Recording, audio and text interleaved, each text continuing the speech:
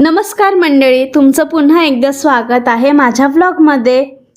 होळी ह्या वर्षाची माझी खूप खास होती, कारण मी सगळ्यांसोबत होळी साजरी केली। दरवर्षीही करते तशी दरवर्षीप्रमाणे यावर्षीही केली। आणि वाईटावर चांगल्याचा विजय साजरा करण्याचा हा सुंदर सण असतो। आज ऑफिस नंतर थेट घरी आले आणि सोसायटीमध्ये सगळ्यांसोबत होळिका दहनासाठी जमले। सगळीकडे खूप छान वातावरण होतं। लहान मुलं, मोठी माणसं, सगळ्यांच्या चेहऱ्यावर आनंदच आनंद होता।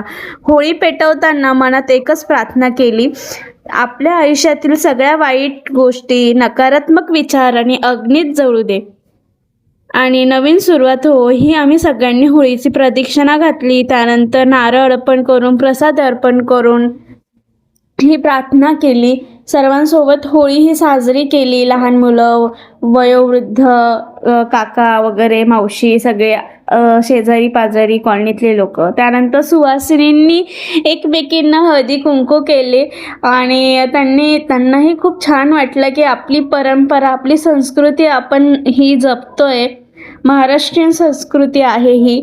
आणि सुवासिनी असं छान त्यांचं हे हळदी कुंकवाचा प्रोग्राम चालू होता। त्यानंतर मी पण मग होळीची पूजा केली, हळदी कुंकू वगैरे अर्पण केलं, धूप दीप दाखवलं आणि नैवेद्य दाखवून होळीला प्रदक्षिणा घातली।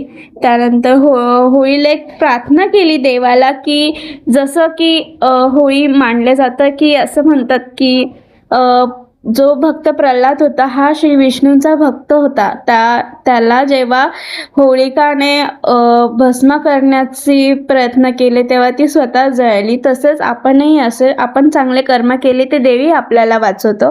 सो नेहमी चांगलेच कर्म करायचे की जेणेकरून आपला जो काही शत्रू आहे त्याचं वाईट नक्की होईल, आपल्याला काही करायची गरज नसते। त्यानंतर छान होळीचा सण सगळ्यांसोबत साजरा केला आणि घरी आले।